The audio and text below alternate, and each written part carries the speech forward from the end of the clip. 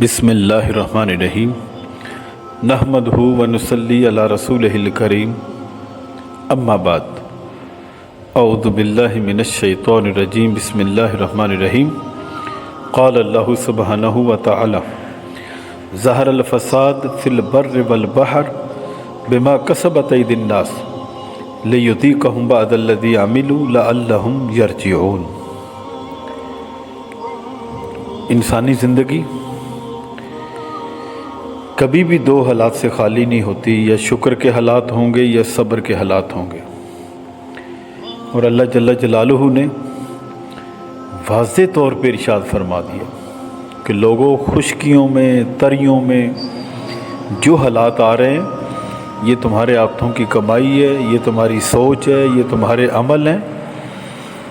اور فرمایا ہم تھوڑا سا تمہیں کیا اس میں سے ذائقہ دیتے ہیں، ہم تمہیں تھوڑا سا چکھاتے ہیں، لعلہم یرجعون، تاکہ تم رجوع کرو، ہماری طرف آ جاؤ، ہماری طرف توبہ کرو، ہماری طرف رجوع کر لو۔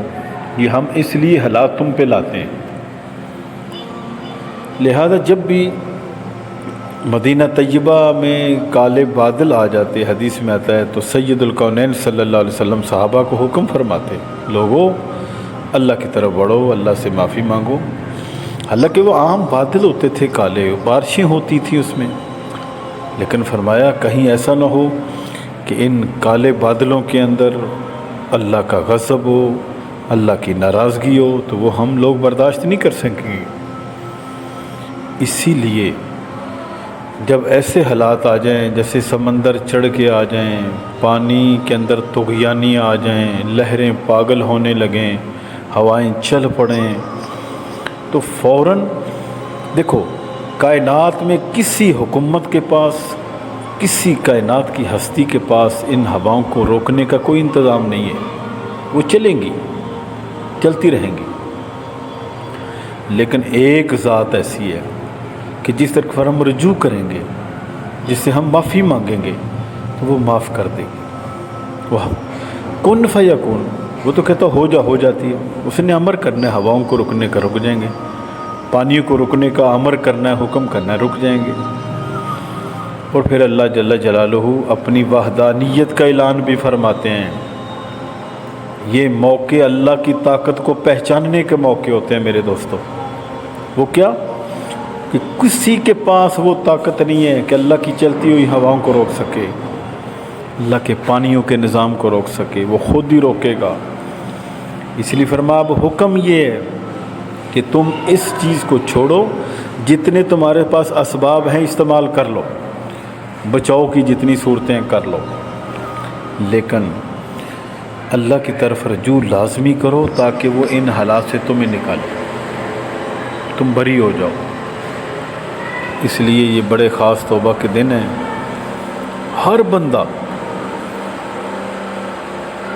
ہر قسم کے لوگ اللہ کو یاد کریں، معافی مانگیں، صلح کریں، اللہ کے سامنے جھکیں، کم از کم یہ کہ 2 رکعت نفل۔ ایک حدیث کے اندر آتا ہے حضور علیہ السلام پہ جب بھی سختی کا کوئی وقت آتا، کوئی آزمائش آتی، تو اللہ کے حبیب علیہ السلام کی عادت شریفہ یہ تھی کہ حضور علیہ السلام نماز کی طرف متوجہ ہو جاتے تھے، نماز کی طرف توجہ فرماتے تھے۔ نماز پڑھنے سے کیا ہوتا ہے؟ اللہ کے سامنے بندہ رجوع کرتا ہے، معافی مانگتا ہے، اللہ پاک ان حالات کو خیر کی طرف کر دیتے ہیں، ان حالات کو آسانی کی طرف کر دیتے ہیں، اپنے بندوں کی سنتے ہیں۔ اس لیے ساری قوم، من حیث القوم، اور ہر فرد اللہ کی طرف رجوع کرے، اللہ سے معافی مانگیں۔ انشاءاللہ اللہ تعالیٰ مشکل حالات سے آسانی عطا فرمائے۔